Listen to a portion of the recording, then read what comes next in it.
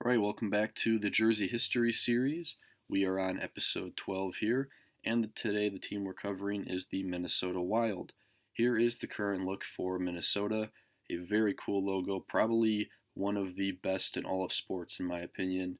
You have, at first glance, what looks like an animal head. It's the head of a bear, and some very nice details within it. You have these trees going along the middle of it, kind of, signifying the kind of fur or whatever of the bear with the sunset in the background, the sun making up the ear, and then you have this North Star as the eye.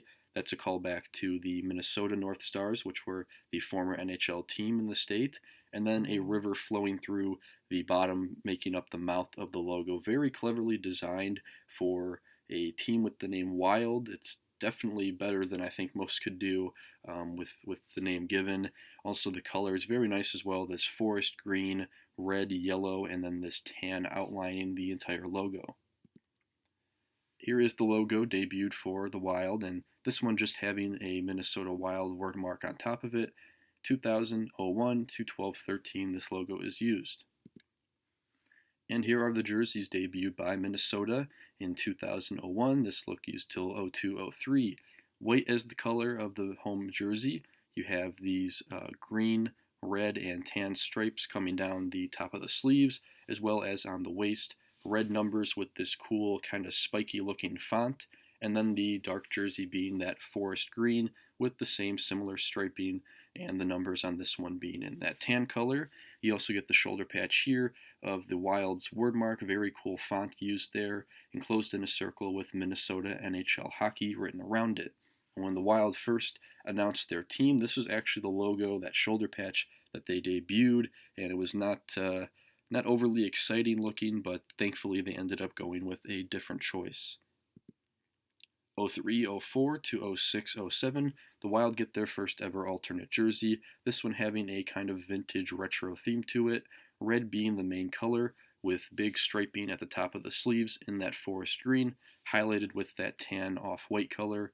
We also get a new logo, the classic kind of hockey look, with the logo enclosed in a circle, with Minnesota and Wild wordmark enclosed in that green as well. And this used 03-04 to 06-07.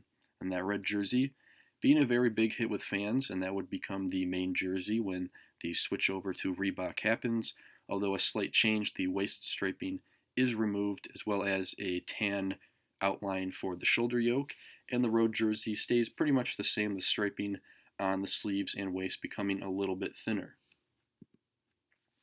2009-10, the Wild would get a new alternate jersey, having green back as a main color in their set, and the jersey here having that vintage kind of vibe to it as well, with that forest green and then that off-white being the main colors. The striping very simple here as well, the big striping on the sleeves and waist, and then you have an outline of that tan on the shoulder yoke. We also get a new logo, this cursive font of Minnesota with Wild at the bottom, kind of a baseball-ish style looking font, but it is a very cool look for the Wild. I like the addition of that star for the eye kind of shooting across the top of the text.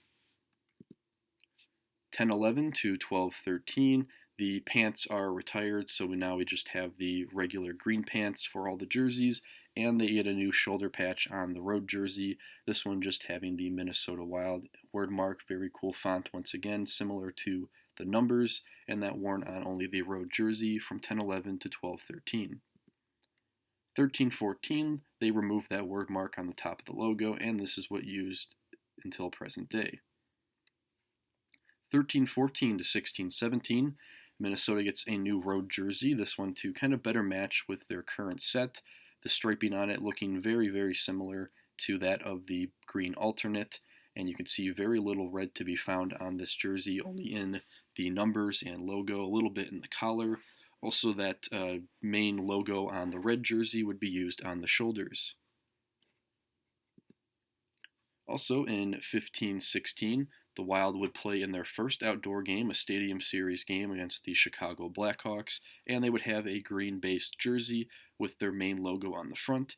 You've got some red and tan striping on the sleeves, and you have tan shoulder yokes and a very thin outline on the waist, numbers as well being tan, and then you get this new kind of vintage looking logo on the shoulder with the state of Minnesota in green and state of hockey enclosed in a circle with two sticks crossing. And a very cool look there.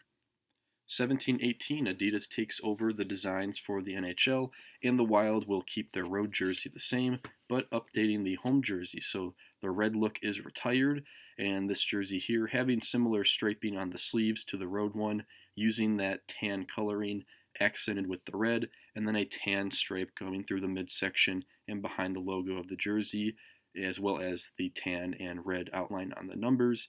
We get a new shoulder yoke or shoulder patch on that green jersey. It's the M from that cursive alternate, and that is used on the shoulder. So this jersey very well received from fans. Really cool look, one of the best in the Wild's history, and this is still the look till present day.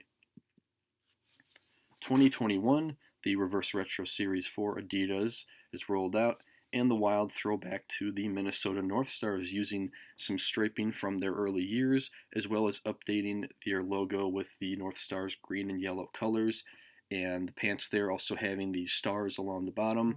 This jersey is a huge hit with fans.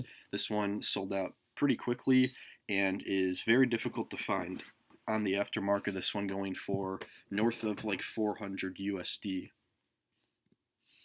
Then in 21-22, the Wild would play in the Winter Classic against the St. Louis Blues. This would be their second ever outdoor jersey.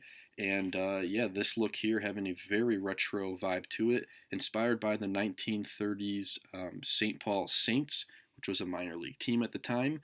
You have green as the base color for the jersey, highlighted with these red and tan stripes coming through the sleeves, waist, and also one at the top of the jersey there. Red shoulder yokes, and then you get this very cool vintage looking logo with the MPLS from Minneapolis and St. Paul at the bottom, and then the state of Minnesota in the middle. A very cool touch on this jersey, having the elbow patches in this tan color, really giving that vintage vibe, and then also they had the kind of dark khaki pants and gear with it. And finally here in 22-23, for the Reverse Retro 2 series, the Wild saw how much success the first go-around had with those North Stars colors, so they decided to use a different striping from the North Stars and apply it to this jersey, with green being the base color this time around. You also have the logo now with a white outline around it for this jersey, still sticking with those pants with the yellow stars going along it and the drop shadow on the numbers. So that is it for the Minnesota Wild. They have not changed too much throughout their history, pretty much have kept it the same, and they have no real reason to make a huge change. This logo is great. The colors for the team are very unique as well, and I think they have a very solid set.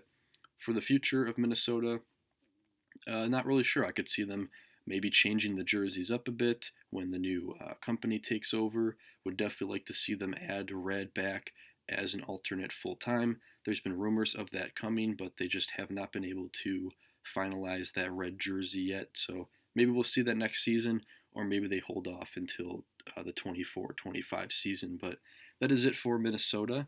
A very short one here, and thank you for watching. Stay tuned for the next episode of the Jersey History series.